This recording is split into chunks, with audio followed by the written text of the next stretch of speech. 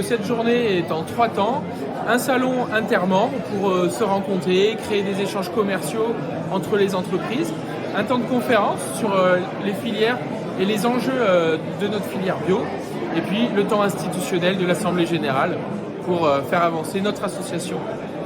Je suis cofondatrice avec Eric Verriès du Bon Sens et la Sève, qui est un laboratoire où en fait on crée des protéines végétales texturées, bio. Le rôti végétal. Donc c'est une protéine végétale texturée à base de pois chiches et de blé qui est fabriquée en Drôme Nord à Montmiral, et on est en train de se développer sur le marché en fait des collèges et lycées. Nous on est rentré au cluster bio dès le début de notre aventure, c'est-à-dire en 2023, et c'est la première structure en fait qu'on a intégrée pour essayer d'avoir un réseau et de connaître en fait ce microcosme du bio en fait, voilà.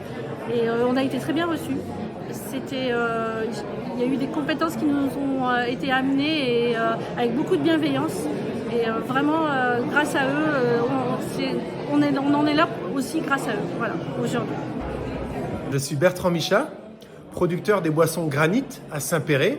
C'est des boissons sans alcool, naturelles, produites à base de plantes aromatiques biologiques et de verjus, le jus de raisin vert récolté avant la maturité.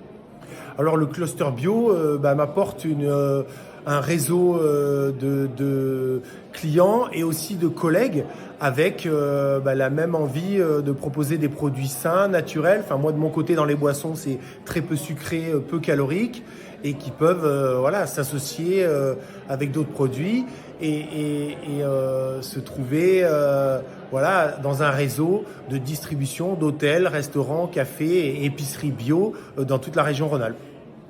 Fabuleuse Cantine, on a un projet qui œuvre dans la transition alimentaire et par le biais de la lutte contre le gaspillage alimentaire. On va voir les producteurs locaux, on identifie avec eux tout ce qu'ils n'arrivent pas à vendre dans les circuits classiques et on leur rachète ce qu'ils n'arrivent pas à vendre dans les circuits classiques. Et à partir de ça, on crée des repas à midi, donc on a une cantine, on crée aussi un service traiteur.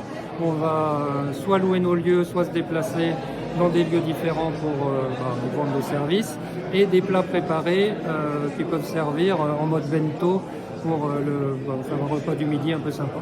On a rejoint le cluster justement pour repenser cette chaîne de valeur agroalimentaire et pour répartir la valeur économique et puis aussi la charge mentale, que ce ne soit pas toujours les agriculteurs qui portent tout sur le dos. Donc l'idée, c'était de réfléchir en collectif à cette chaîne et à la réévaluation de cette chaîne.